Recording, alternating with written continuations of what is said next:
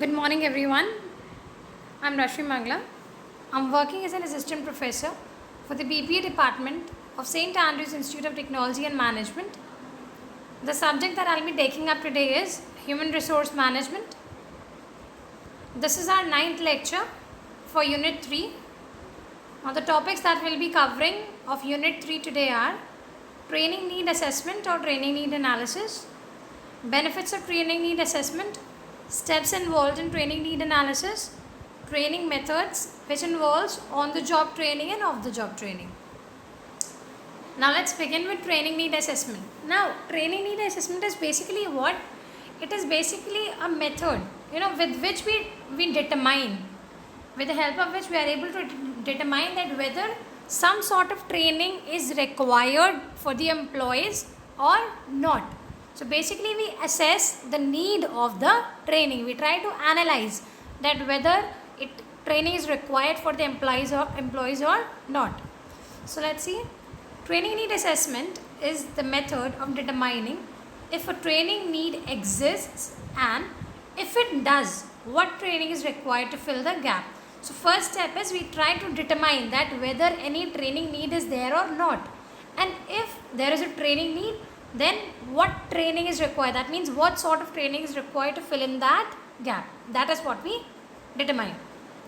Then training need assessment seeks to identify accurately the levels of the present situation in the target surveys, interview, observation, secondary data or workshop.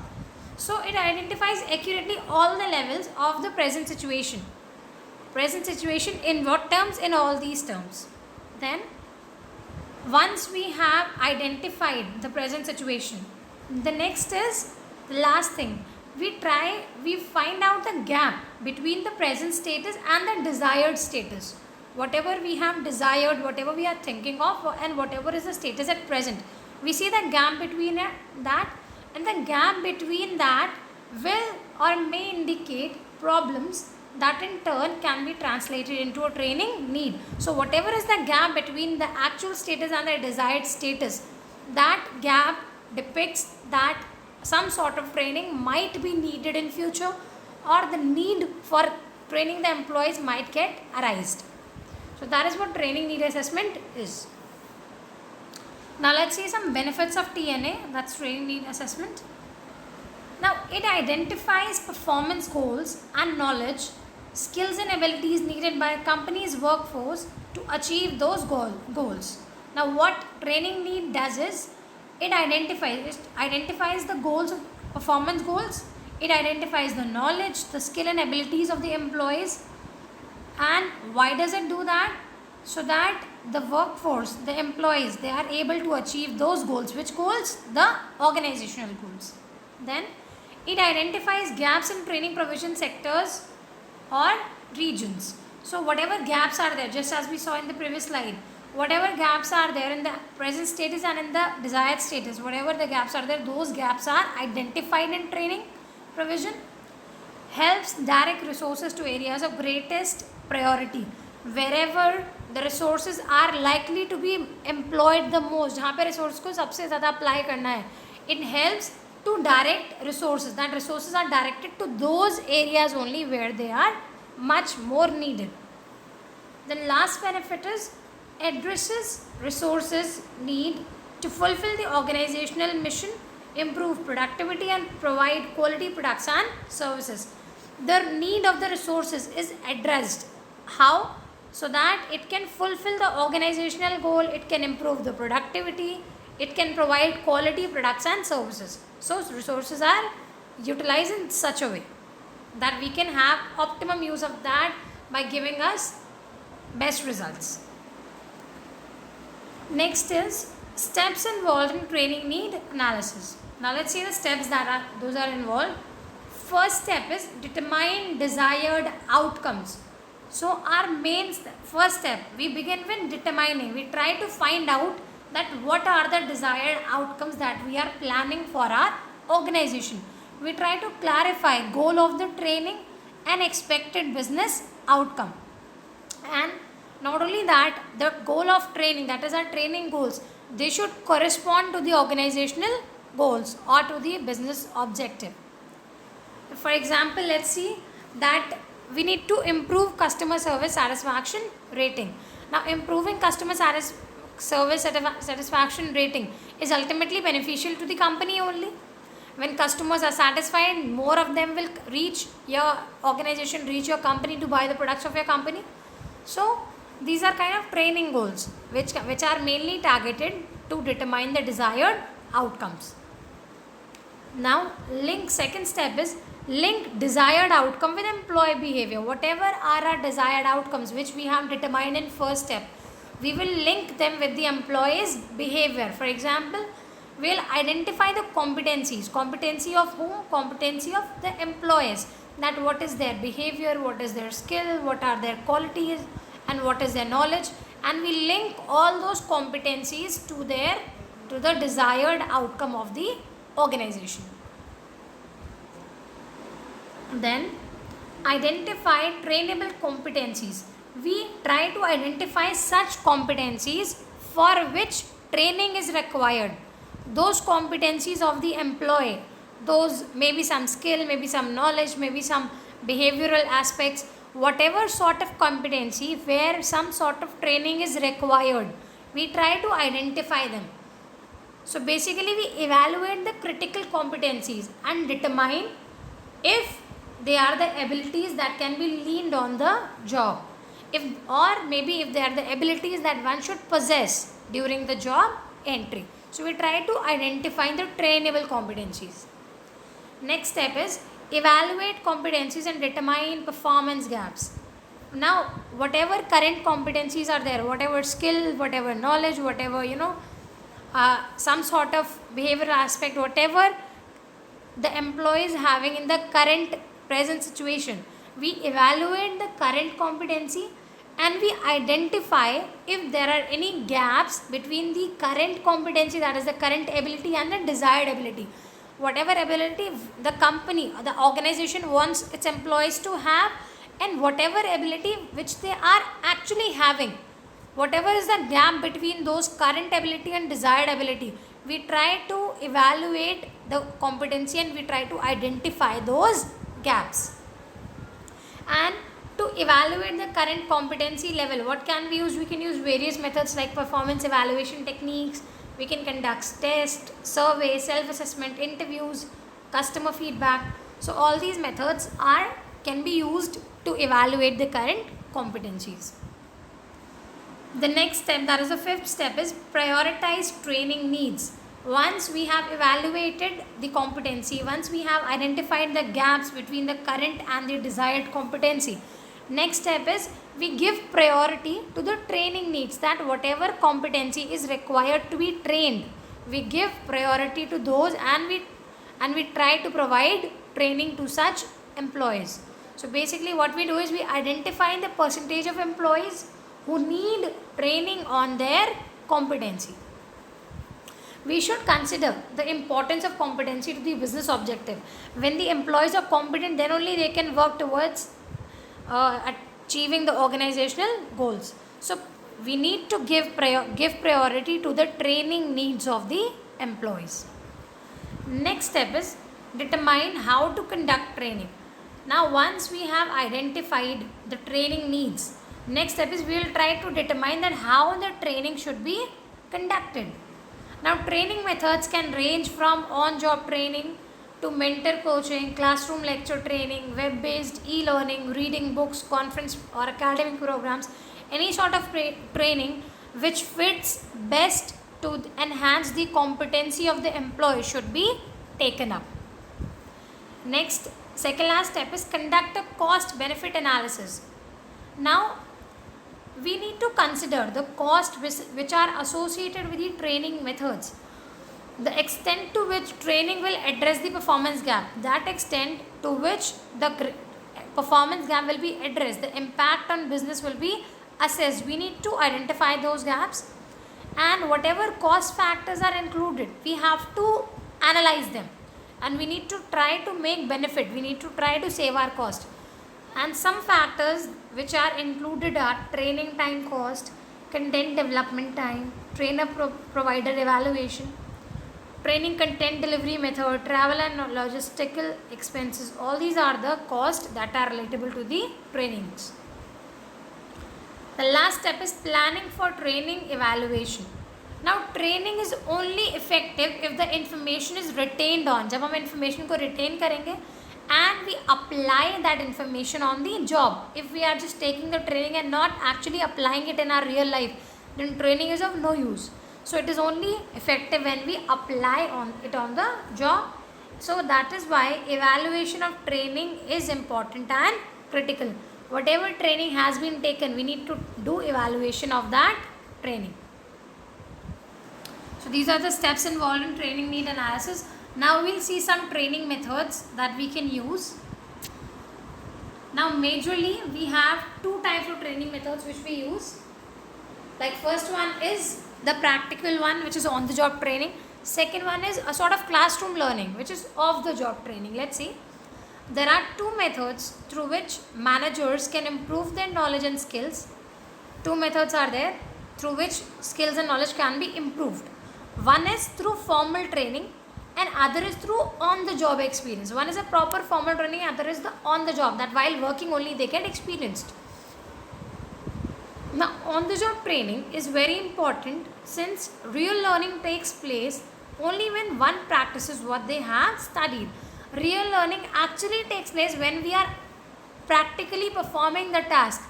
We have learned, we have theoretically learned maybe how to perform an experiment, but until and unless we actually perform it ourselves, we will not learn.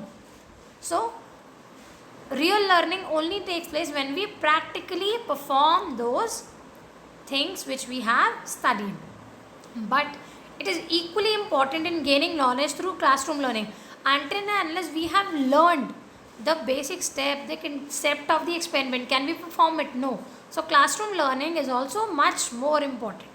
And learning becomes fruitful only when theory is combined with practice. If we are only just studying and we are not practicing it in our real life, then learning will not be fruitful. It will not give you those results which are to be attained. So therefore on the job methods can be balanced with classroom teaching methods, that is off the job methods. Let's see the first one, on the job training, which we also call as OJT method. Now this is the most common method of training in which a trainee is placed on a specific job and taught the skills and knowledge necessary to perform it. He is actually told to work at a particular place and he is taught all the skills and he is provided with all the knowledge which is required to perform that particular job. Now there are a few advantages of OJT. What are those? On the job method is a flexible method. It's flexible, you can adjust the things, it is less expensive, much cost is not involved. The trainee is highly motivated and encouraged to learn. When you actually practically do things, you get more motivated and you are more eager and encouraged to learn. The last one is much arrangement for the training is not required. Much of the arrangements are not likely to be made for the trainings which are sort of on the job training. Now these were the advantages. Let's see some of the methods that we can use for on the job training. First method is job rotation. Now job rotation is basically the movement of a trainee from one job to another. And why do we move him from one job to another? So that he can gain knowledge, he can gain insight and he can gain experience from different job assignments. This method helps the trainee understand the problem of the employees. They are able to understand the problems that the employees face. Next is coaching. Now under the coaching method, the trainee is placed under a supervisor who try to works as a coach in training and provides feedback to the trainee. Whatever way he is doing the work, he is given feedback for it from who? The coach or the supervisor gives the feedback. Sometimes the trainee may not get an opportunity to express his ideas. Maybe sometimes he might not get the opportunity to express his ideas because he is under the supervision of some other person. But again, it is an on-the-job training method where you get to learn by doing. Third one is job instructions. Now we also call it as step-by-step training in which trainer explains the way of doing the job to the trainee. One by one, the trainer explains the steps and explains the method how the job is to be performed. And in case of mistakes, he also corrects the trainee. He tells him whatever the mistake is and he corrects it. So this is job instructions. Next is committee assignment. Now in committee assignment, a group of trainees are asked to solve an organizational problem by discussing the problem. Now maybe 5-6 trainees, they are all brought together and they are told to solve a problem which had arisen in any organization earlier. By what method? By discussing amongst themselves. And this kind of assignment, committee assignment, helps in improving the teamwork. Next and the last one is internship training. Now this is a kind of training which involves both theoretical and practical aspects, where both the kind of aspects are provided to the trainees, and usually it is mainly conducted for the students of engineering and commerce colleges. They receive such kind of trainings for a small stipend. So these were all on the job methods of training. Now we'll see off the job training. Now off the job training methods that have their own limitation, and in order to have the overall development of employees of the job, training can also be imparted. So it has certain its limitations in order to have the overall, so that we need overall development of the employee, and for that of the job training, that is classroom learning, is given to them. The methods of training which are adopted for development of employees, the sort of methods with which we try to develop their skill, is far away from the field of the job. They are not actually working, but they are just theoretically learning in of the job method. So they are far away from the field of job and are known as off the job methods. Such methods are called off the job methods. Now again, there are some of the methods that we are going to use for off the job techniques. First one is, let's say, case study method. Now in case study method, in this usually the employees deal with any problem confronted by a business which can be solved by an employee. Any problem which has been already met with a business, which has been already confronted by a business, it is given to an employee so that he can solve. And this sort of trainee, the trainee is given an opportunity to analyze the case and come out with all possible solutions. Whosoever is a trainee, he has been given the opportunity so that he can analyze the whole case and he can provide with all possible solutions. Next method is incident method. Now incidents are prepared on the basis of actual situations. Whatever actual situations have already happened in different organizations, on the basis of that incidents are prepared, and each employee in the training group is asked to make decisions as if it is a real life situation. They are just told that assume it as a real life situation, and they have to tell what sort of decision they would have taken if they would have been in that place. And afterwards, once it has been asked from everyone, the entire group discusses the incident and takes decisions related to the incident on the basis of individual and group decisions. And third one is role play. Now in this case also a problem situation is simulated, asking the employee to assume. Now the employee is asked that you have to assume that you are playing the role of such a person, maybe for example any person, they are playing the role of any third person, and he is given a situation of that person. The participant interacts with the participant assuming different roles, and the participant who has been given the situation, he tries to interact with the other participants assuming different roles, assuming that they are also playing different roles. The whole play will be recorded and trainee gets an opportunity to examine their own performance. So that is how role play works. Then in basket method, the employees are given mainly all the information about an imaginary company, and sort of imaginary company is thought of All the information is given to the employees, its activities, its products, its HR employed, and whatever data is related to the firm, everything is given to the employees. The trainee or the employees under training has to make notes. They have to delegate the task and prepare schedules within a specified time. उनको time दिया जाता है, maybe let's say 1 week or maybe let's say 10 days, and they are told that you need to make all the notes, you need to delegate the task, you need to prepare schedules and everything. This can develop situational judgments and quick decision making skill of employees. And such step, what will it do is, it will develop the situational judgments, that whatever judgments that have to be taken, and they will develop the skill to quickly make the decision on the basis of skill of employees. The next one is business games. Now in this method, the trainees are divided into groups, and each group has to discuss about various activities, different activities and functions of an imaginary organization. They will discuss and decide about various topics or various subjects, for example like production, promotion, pricing, and give results in cooperative decision making process. That means everybody will take decisions all together by discussion with each other. Then next one is grid training.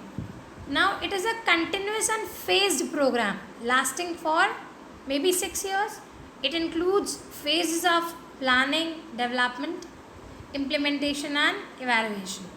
So what things it includes? It includes planning, development. We need to plan the development that we need to implement, and we need to evaluate at last. The grid takes into consideration parameters like concern for people, concern for their employees. These parameters are taken care of in grid training. Next is lectures. Now it is a suitable method where the number of trainees are quite large, because we cannot, making small groups when there is a huge number of employees, it's very difficult and it's time consuming. So we prefer lecture method when we have a large number of employees. Lectures can be very much helpful in explaining the concept and principles very clearly, and face-to-face interaction is very much possible also. Then last one is simulation. Now under this method, an imaginary situation is created. Again, one imaginary situation is created, and trainees are asked to act on it. They are told you have to act on this situation. So let's say, for an example, assuming the role of a marketing manager and solving the marketing problems or creating a new strategy. This is a kind of simulation, that an imaginary situation has been given to you and you've been asked to act on it. That how are you going to take steps for this problem or for this situation. So these were all the off-the-job techniques. You can jot down the points which I had told. Now let's see some questions based on these topics. Explain training need assessment or analysis and its benefits. What are the steps involved in training need assessment? What are the 2 types of training methods? Explain in detail. In the third one, you will have to explain both the types and the subtypes also. That is the methods of training also. That's it. Stay tuned for the next lecture of Unit 3. Thank you.